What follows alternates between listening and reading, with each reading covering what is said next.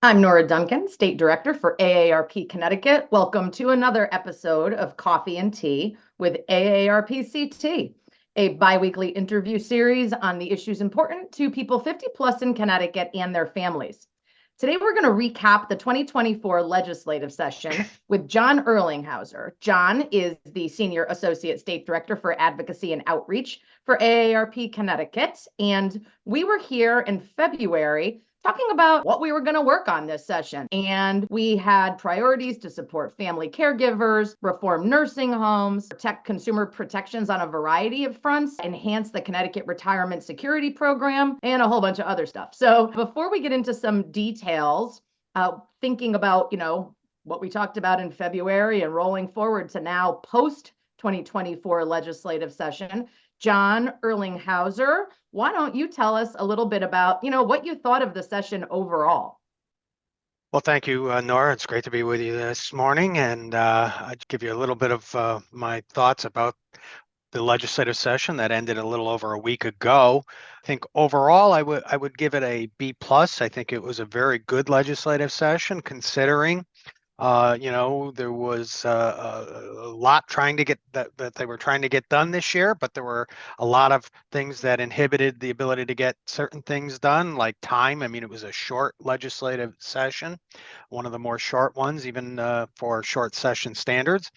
And in addition to that, even though Connecticut's economic outlook is quite robust, we have fiscal guardrails in place that kind of inhibit as well a lot that can happen in terms of tax cutting and spending. So when you put all that together, I would have to say it was a great legislative session for the people that AARP advocates on behalf of, those age 50 and older, as well as all Connecticut residents, frankly, particularly when it comes in the area of healthcare, home and community-based and institutional care services, as well as issues around consumer protection.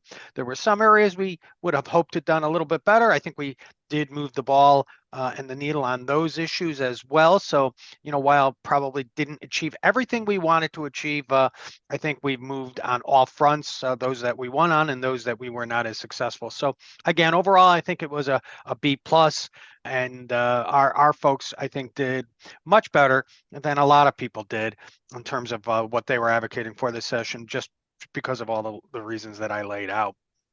Yeah, the fiscal guardrail thing really caused some backlog, we'll call it. Even a February 29th, 2024, that extra day could not get us through.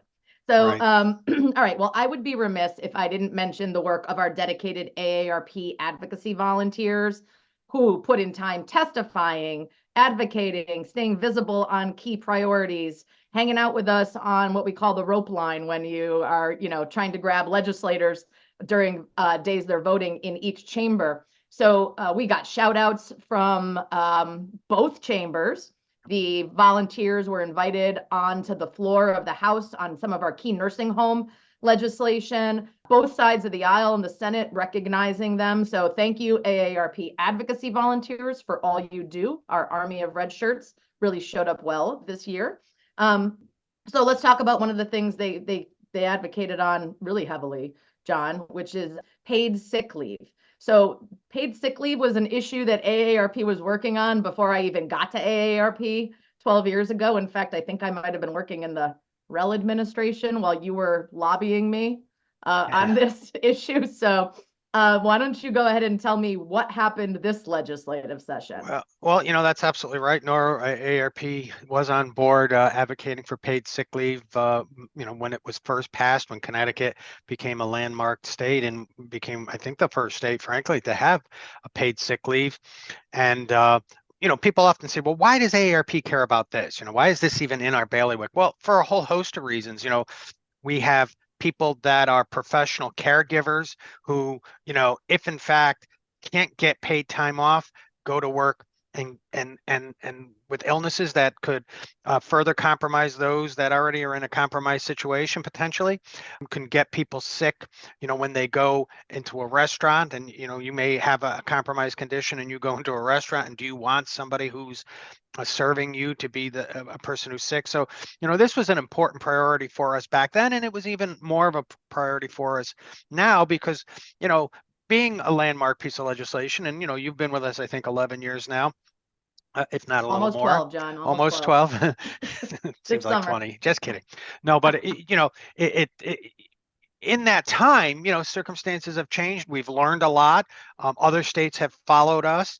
And so it was really time to update what the paid sick leave statutes really did. And so, with this new change, one of the big things that it will do is really cover nearly all private sector workers. So, and it'll be in a phased in approach, but right, it'd be prior to this change, if a business didn't have 50 or more employees, it didn't apply to them. And now through a phased in approach, it will cover virtually all employees across the state of Connecticut. And in addition to that, the big thing that AARP cared about, because of our work around caregiving and the needs of caregivers, we work to broaden the definition of what a caregiver is to include a whole range of family members that could be considered a caregiver. So not just a spouse or a parent.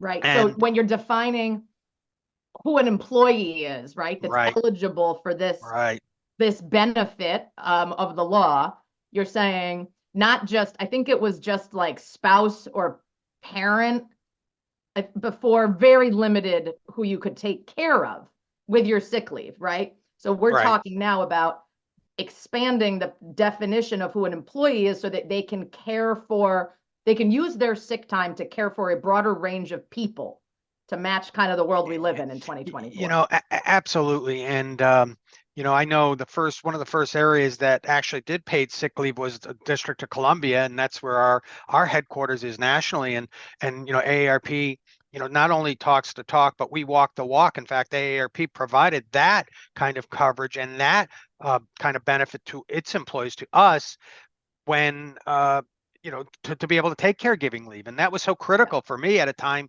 when I was caring for my aging mother. So I know firsthand how important this is. And Connecticut has really just kind of upped the game, brought us into a modern setting. And actually now the definition of what a caregiver is for purposes of taking sick time is the same as what it would be for the paid family and medical leave insurance that all employees in Connecticut pay for. So, really we're just modernizing things, bringing things to be a little more conformist. And I know it's going to really benefit folks across the board. So we're quite proud of that in Connecticut. And we hope this moves across the country. Yeah. And people sometimes said to like, why do you need paid sick days and paid family and medical leave? And I'm like, well, a paid sick day is like one day without all the paperwork. We don't need to get Right. in, when you need one day because your kid's home with a virus versus, 3 weeks because you are helping someone who is having treatment for a very serious illness. It's a very different scenario. Nora, again, that's the reason that's such a good thing. I mean, in my own example, there was a time when I needed to take a day off because my mother had a medical emergency. I had to bring her, to the doctor quickly, but it was a day thing versus, the end of my mother's life, that was a 3-week period where I needed to take family and medical leave. So they're definitely two different things. And the sick day is less of a burden on the caregiver. It's, hey, I need the day off for my child, for my parent, for my loved one, my significant other, my spouse. So that's critical. So really landmark changes on a landmark piece of legislation, and it's going to really pay a lot of dividends for the folks out there doing the work that is so important to all of us in Connecticut. Great. Okay. So kind of same, talking about paid caregivers, a lot of this, but how about nursing homes? We know we were talking about nursing homes well before COVID and the pandemic. But the pandemic surfaced a lot of issues related to the quality of care in nursing homes, and improving the quality of care has become a priority for AARP Connecticut over the last few legislative sessions, and we've had success, but there's always more that can be done and issues remained. So what about 2024? What have we addressed in the 2024 legislative session? Well, I mean, specifically around nursing homes, I would just say this was, I've been with AARP 21 years. This was a landmark year for the kinds of advancements that really came about in the state of Connecticut when it comes to elder care, nursing home care, home and community-based care, and we could talk about it in a couple of buckets. But I've never seen a year where both the governor had major legislation focusing on these issues, as well as the Speaker of the House making this his top priority bill. I never saw so much productive work come out of the Aging Committee in the legislature, and in all in a bipartisan way, which was utterly amazing to me, that there wasn't this tension. It was all a recognition of the need to make advancements and then the ability to work together. So specifically around nursing homes, the governor had legislation to focus on nursing homes, and one of the things that was critical in this legislation that AARP supported is it's going to prohibit nursing homes from placing people into the home and a room with more than 2 beds, starting in 2026. Why is this important? It's important because, this was a critical thing. It's going to phase it down. And, it came up in the debate in the legislature, why is this important? Why is this, who cares? Well, who cares? Would you want your loved one in a bedroom at a nursing home with 4 people together with 3 others or 2 others? There's no privacy. It at times inhibits your safety and well-being. These were things that were really critical for us, and this is just kind of beyond the pale. And so, we look at this as a major win for nursing home residents, and at the same time, not overburden the managed care facilities, because they play a critical role in how we move forward. So that was one major component of that piece of legislation. Additionally, it will allow the public health Department of Public Health impose action on licensed healthcare institutions that fail to comply with corrective plans about how they operate. That's really critical. And it also gives people that live in these managed care facilities when they 90 days notice when they're going to adjust fees. So those are 3 of the major things that are happening when it comes to nursing homes. And we're very grateful for the governor proposing this. And that was House Bill 5046. And we're just really excited about that one. So that kind of covers a lot of what happened when it came to nursing facilities. On the other bucket, we have the Speaker's bill, right? That's 5001, home and community-based care. That was a major piece of legislation that, really did things that, we've been trying at AARP to accomplish for years. So one of them, for example, is, presumptive eligibility under Medicaid for home care, right? Up until now, when you needed care in the home or in the community, you had a whole eligibility process you had to go through, which is time consuming, burdensome, before you're able to get the care that you need, as opposed to institutional care, where you are able to go into a facility and then the process of checking eligibility for Medicaid happens while you're being cared for. And then if it's deemed you're not eligible for Medicaid, it's private pay. Why is this so critical? Um, you know, when you're getting home and community-based care services, quite frequently you just have a few functional limitations that prevent you from being able to function independently. So you need some assistance in the home, whether it's a homemaker companion, a nurse practitioner, nurse aide rather, or you go to adult daycare, whatever the case may be, clothing, toileting, feeding, those types of things. If you don't get those services when they're needed, the conditions that you have become at times acute and beyond the ability for them to be cared for in the community. And then you end up in nursing home care. And that's not good for multiple reasons, because 1, it costs more. And 2, the majority of people overwhelmingly say they want the care in the home and in the community. So this really is groundbreaking, and we're going to be moving in that direction. And it's not everything we want, but it is a beginning. And John, I want to talk about the presumptive eligibility thing here because this conversation was also happening way back before I was even at AARP and has been ongoing. And ultimately, there's a return on investment in the amount of time that the state of Connecticut also puts into making sure people qualify before they get the care that is really, I think a lot of us believe, and they're going to study this to make sure through this bill, right? They're not gonna, this isn't just a rubber stamp, this is done. Right.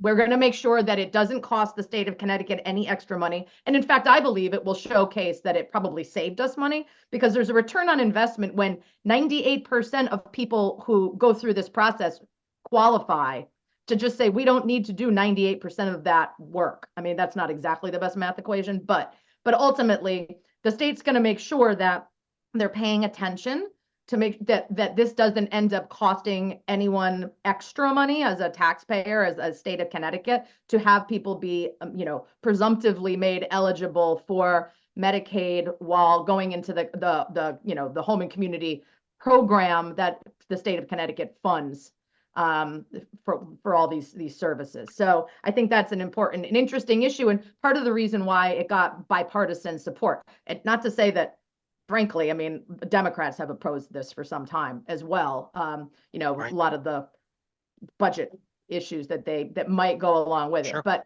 that's the good thing. We're going to watch it while we implement it. Yeah, absolutely. Let me just mention two other things. And so, this bill that 5001, the speaker's bill, the aging committee bill, also has two other areas that not just deal with home and community-based care, but again, deal with issues around residential care communities, nursing homes that weren't in the governor's bill. And one of them is the Nursing Home Center for Excellence program that requires public health the Commission of Public Health to design a Center of Excellence program for licensed facilities to provide incentives for those facilities that meet, criteria that will be laid out for them in terms of how they operate and how they care. And then the other one is an online nursing home consumer dashboard that'll require public health to establish a dashboard that allows people to make determinations about nursing homes. So these are just really important. And again, uh, you know, we had the governor who was a champion on these issues and the aging committee. We'd be remiss if we didn't thank our aging committee leadership, Representative Garibay in the House and Representative Mitch Belinsky as the ranking member, and Senators Hockadell and Simonera for all the work the four of them did together with the governor. And we also have to thank Speaker Matt Ritter, who made this community-based care legislation his top priority. So thank you to Speaker Ritter as well. John, before we get off of healthcare, nurse compact, interstate compact. Do you want to just tell briefly what that does? Well, it's kind of an outlier and not having it already. Yeah, right. And with what COVID proved is that it's critical we have this nursing licensure compact so that and my sister's a nurse, and I have to tell you what a difficult process it was. She was a case manager for a pharmaceutical company, people that had rare diseases. So she functioned on behalf of clients all over the country, and it was so many hoops that she had to jump through to become licensed in all the various states where she was actually a case manager for patients. What this is going to do is allow Connecticut now to participate in this interstate compact that will allow other states to recognize the license of a nurse in one state as well as in the other state that is a part of the compact. And this is very critical because of the shortage of healthcare professionals that exist, and that was only exacerbated during the COVID pandemic. So it's going to allow nurses who do a lot of work caring for those that are older adults, whether it's in the home or in a managed care facility or in a hospital. So, this is going to be a critical way to help addressing the shortage of healthcare professionals. And Nora, I would be remiss if I didn't comment on the fact that you did a great deal of the work in making this happen. And it's another critical piece in the healthcare bucket of priorities that we work on that are going to make a difference for our members and those all across Connecticut. Yeah. And think about, it's not like we're a big state either, right? No. So we either have passed or about to pass, New York, Massachusetts, Rhode Island, the same compact. I mean, there's nurses who live on both sides of the border on all those states, and now it'd be real easy if you live in Springfield to go work in Enfield and vice versa as well, in person, internet, virtually, or I think it's a really great way for us to expand that population of workforce that's so critical for all of us, whether you're an infant or you're, in someone who's, 90, 100 years old. It's super important. So glad to have that passed, and that implementation will be studied as well as we move through. So, okay, off of healthcare, John, let's talk about pocketbook issues. These are your favorite. Healthcare is not your jam. This is your jam. So the Connecticut Retirement Security Program is another thing you started working on well before we got here.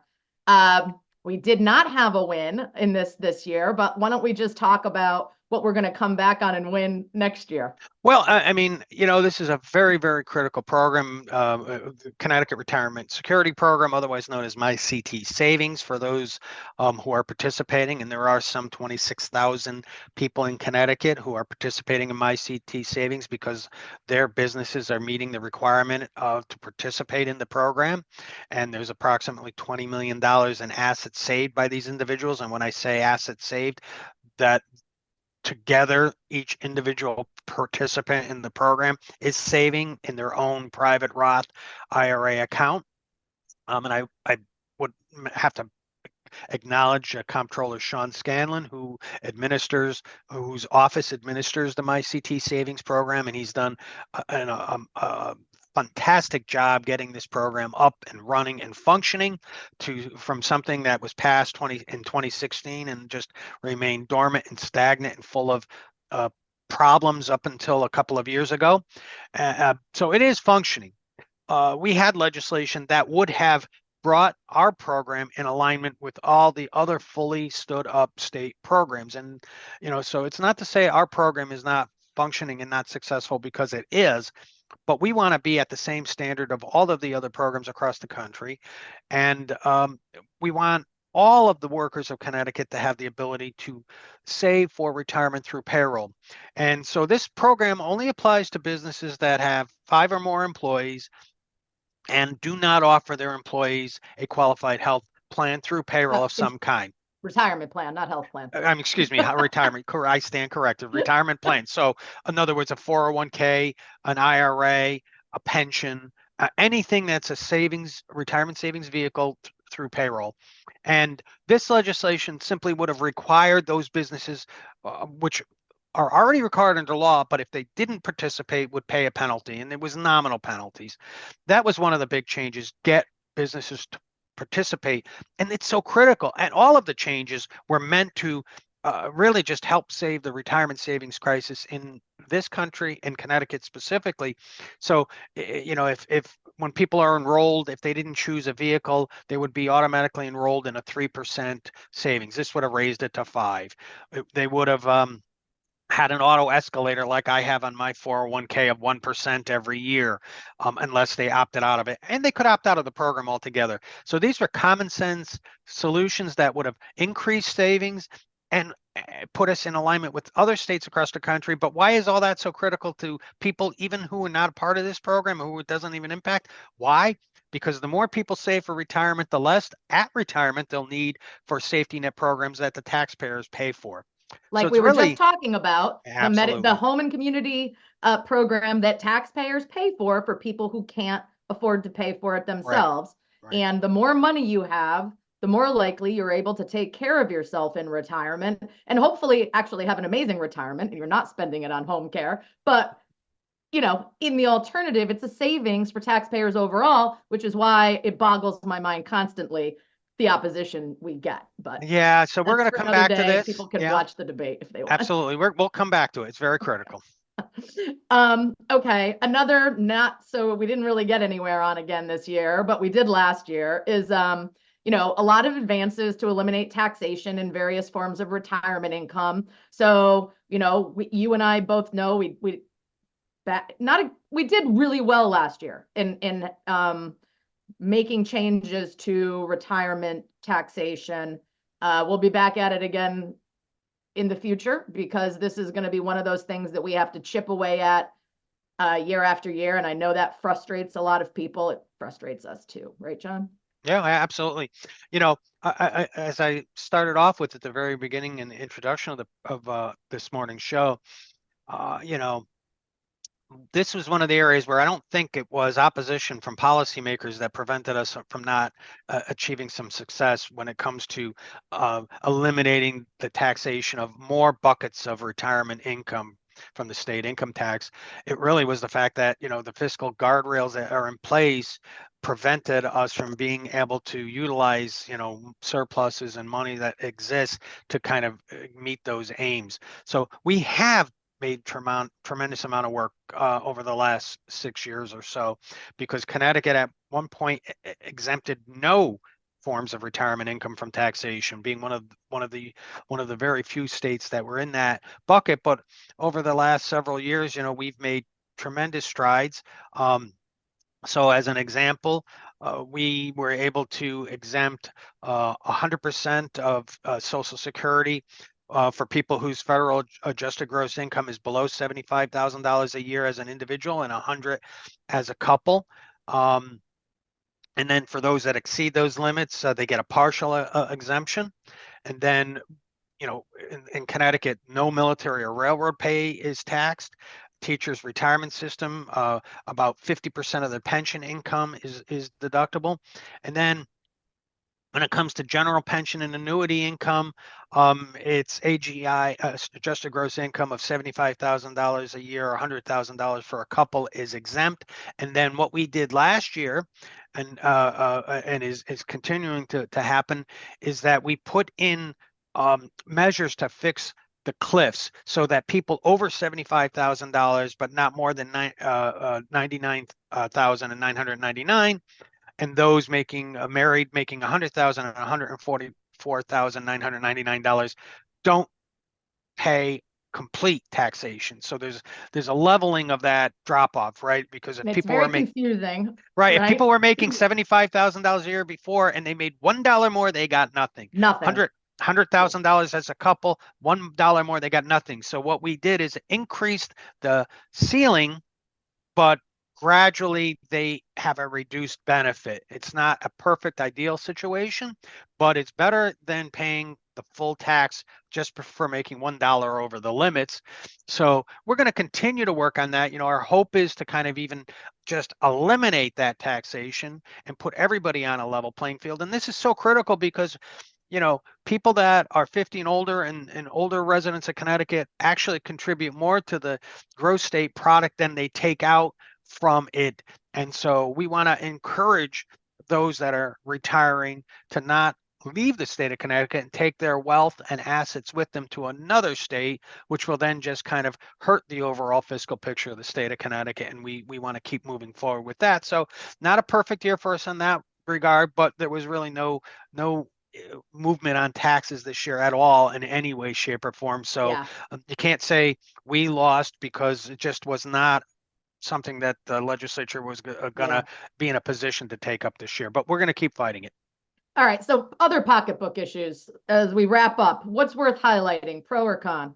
Well, I mean, I'll just talk very quickly some stuff when it comes to utilities, for example. We were able to, after many years of trying, get a task force set up that will look at and make recommendations for changes in terms of how sales of residential solar take place.